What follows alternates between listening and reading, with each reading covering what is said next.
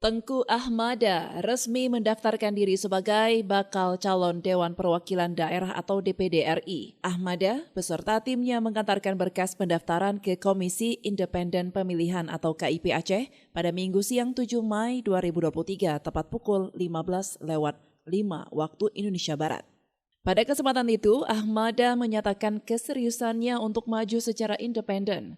Selain itu, dirinya juga bertekad berbuat untuk kemajuan Aceh di masa depan. Mendaftarkan kembali sebagai calon anggota DPD RI pada tahun 2024. Juga kami mengucapkan apresiasi dan terima kasih kepada KIP Aceh yang telah bekerja secara baik dan profesional sehingga kami dalam proses tahap awal, alhamdulillah sudah memenuhi syarat berbuat untuk rakyat dan untuk mensukseskan program